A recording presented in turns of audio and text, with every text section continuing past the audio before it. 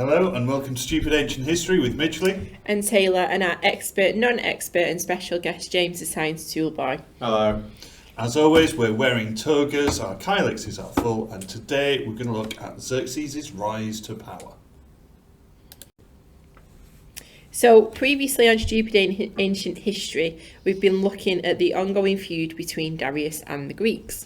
Largely from the Greek perspective, though, it has to be said. Yeah, but we've looked at the various attempts that Darius made to not only remember the Athenians, remember that phrase, but also punish them for their role in the Ionian Revolt. And even though he didn't actually get to punish Athens, he did acquire lots of new territory in northern Greece and the Balkans, which was nice. Yeah, and finally we also see how the attempt to attack Athens head-on failed quite spectacularly at the Battle of Marathon. And I certainly wouldn't want to be the one who had to tell him what it all went wrong. No, I don't think any of us would. So from what you've kind of told me about Darius so far, I don't think he's going to let this go, is he? He's not going to forget the Athenians. No. No, not at all. In fact, as soon as he finds out, he immediately sets about building a brand new army to go and attack Greece. At some point, he's got to run out of army, surely. Just, they got killed. Get another one. I think he's got a factory where he just makes them. Yeah, sweatshop labour. So yeah, he builds another army, and it's a bigger one. And he's really not going to let this little upstart state get away with anything. And what's worse is that it seems shortly after Marathon, there's also a revolt in Egypt. So things are definitely not going well. So where does he go first? Do you on the way back to Athens, or do you deal with the Egyptians first? Well, neither. No, he dies.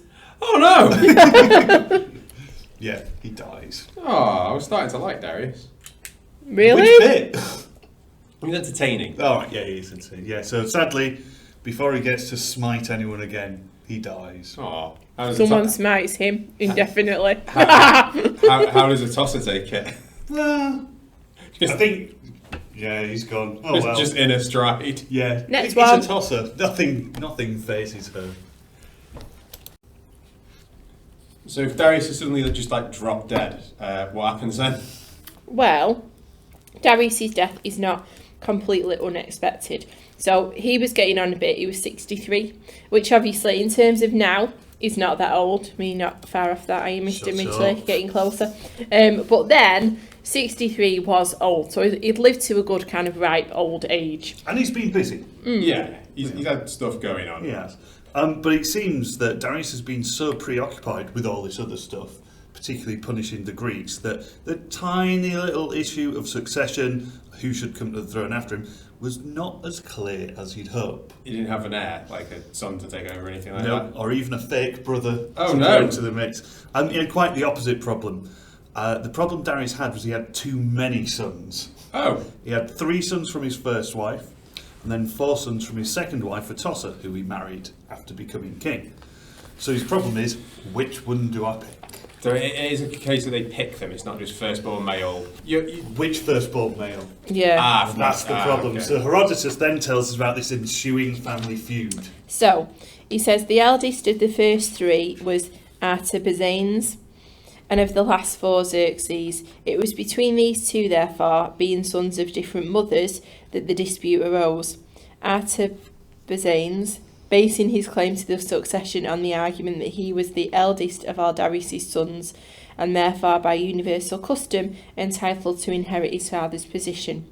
Xerxes, urging him, replied that he was the son of Atossa, the daughter of Cyrus, who won the Persians their freedom.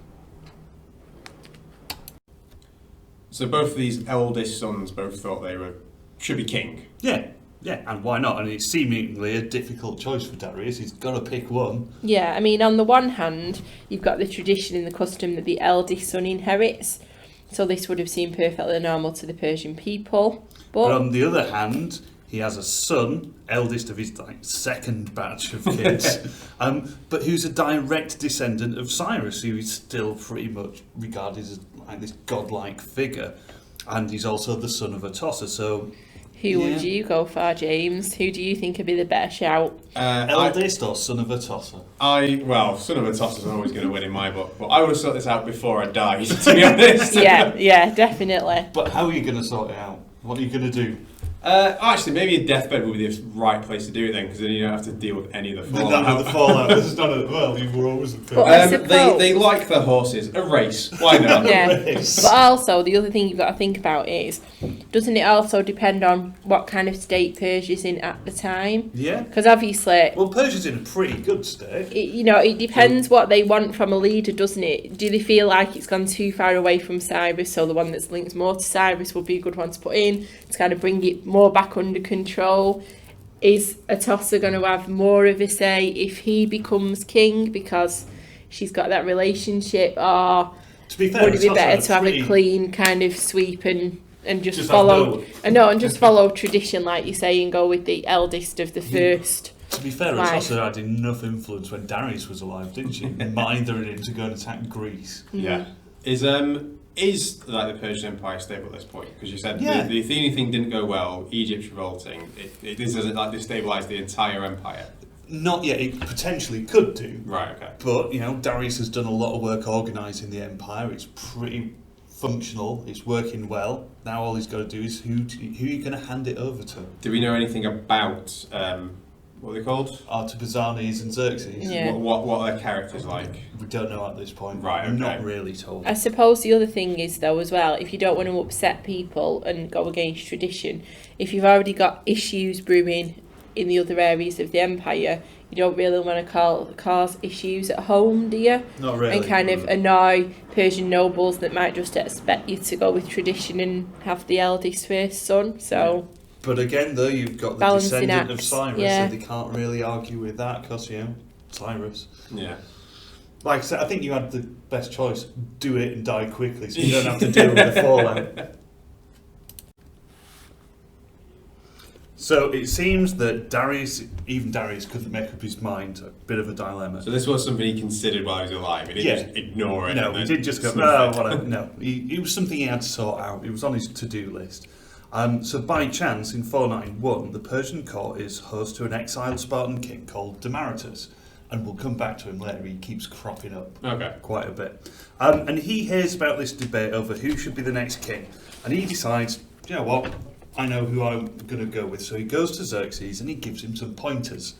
So he says he went to see Xerxes and advised him to point out, in addition to the arguments he was already using, that Darius was already on the throne of Persia when he was born, whereas Artabazanes, there you go, was born before his father held any public office at all.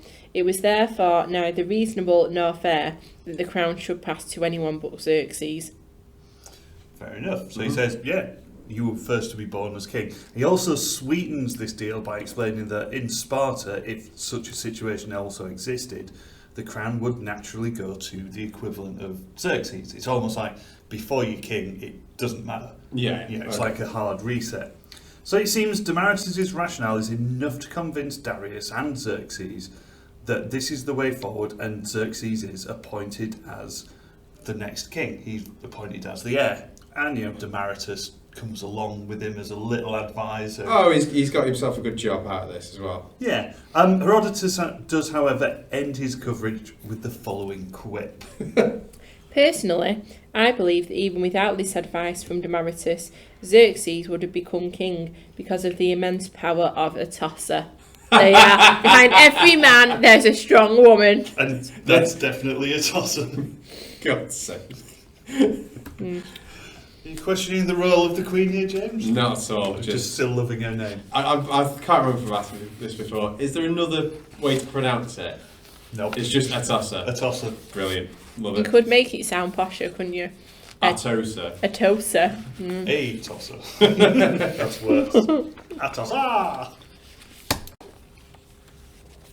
We should point out, however, at this point that this is the Greek version of events that we're looking at. Do we have any Persian version of what's going on? Well, sort of. I mean, they don't massively differ. And in all fairness, there really isn't a lot of evidence about Xerxes from Persia. It's quite unusual that there's not a lot of inscription. No receipts or anything. Well, a few, but not many. But we do have a few inscriptions from something called the Gate of All Lands, which he had built in Persepolis. And the first one says, King Xerxes proclaims, Darius had other sons also, but thus was the desire of Ahura Mazda. Darius my father made me the greatest after himself. When my father Darius went to his allotted place, by the favour of Ahura Mazda, I became king in my father's place.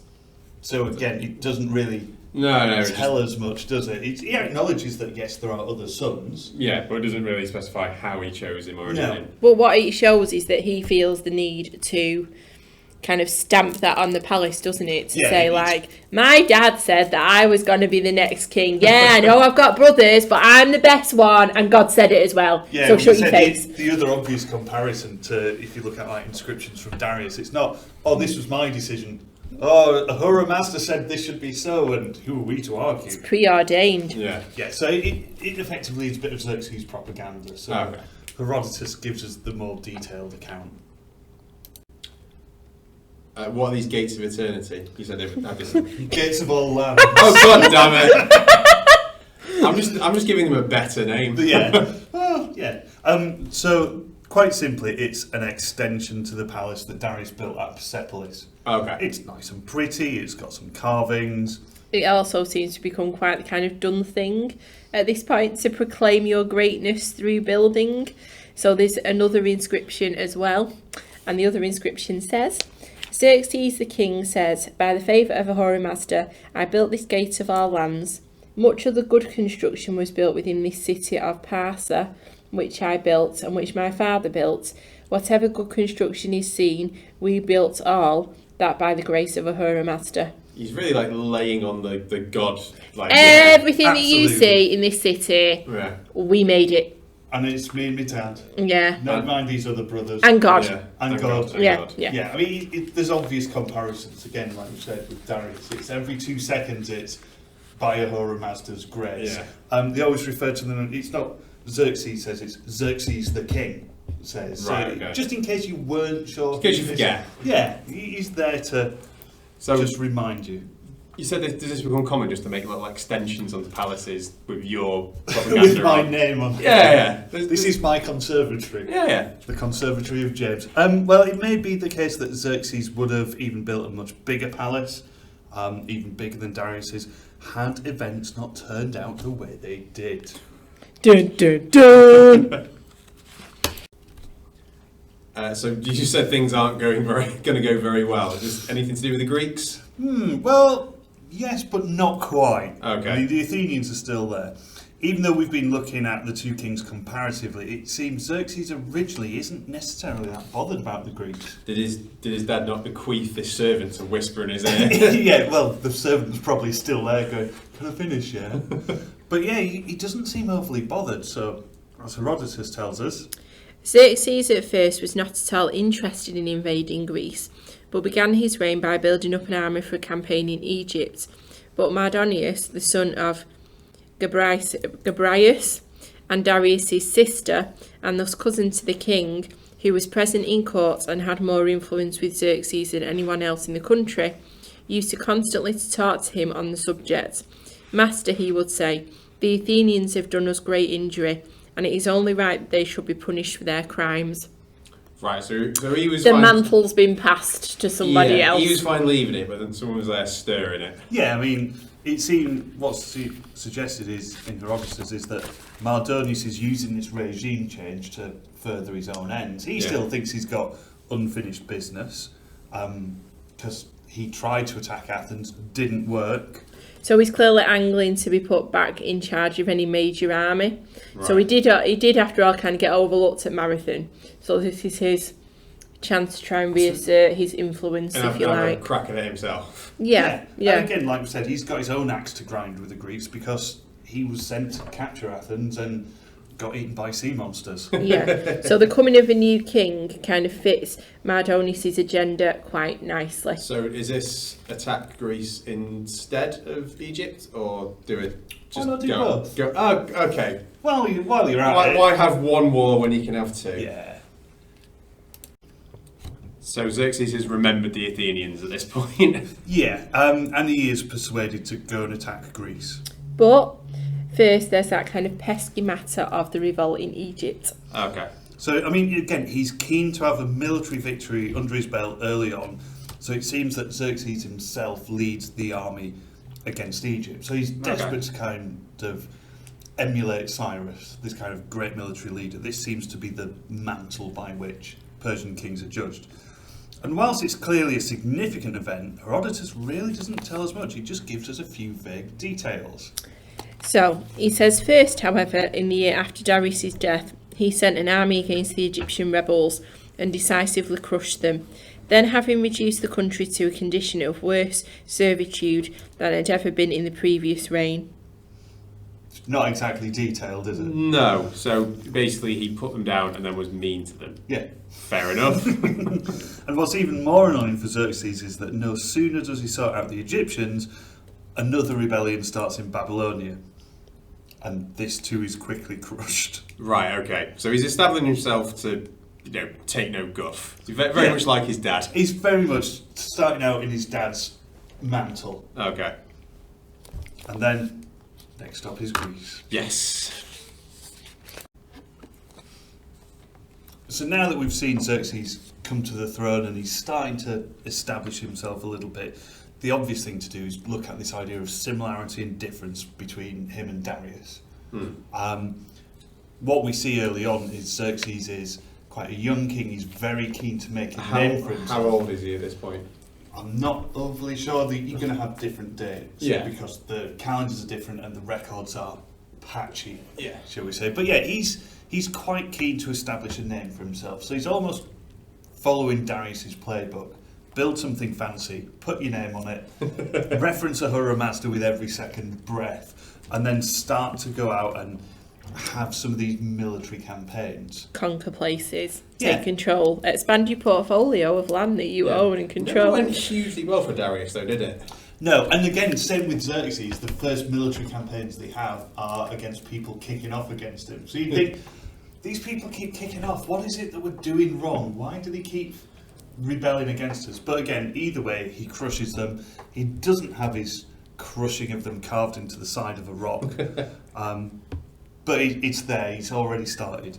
And obviously, the other thing we should point out here is the influence of a tosser. You know, Always we mention weren't- it's not Which one? Sorry, easy. Cheap gag. So even under Darius, where we saw she was quite influential, quite powerful, the suggestion here is that she's certainly, now that her son's in power as well, she's going to have quite a bit to say about how things work. She's not going away anytime soon. Yeah, it's not like she already didn't have a big sway in court or whatever. Yeah, but she's going to have even more sway now, and she's certainly outlived Darius quite significantly. Okay. Do we think then that she was quite instrumental in him actually becoming king? Most likely. I mean, she's clearly, the fact that she's a woman and written about is rare. We don't know about many of the other wives. To be fair, during one of the sources you mentioned a sister. Yeah.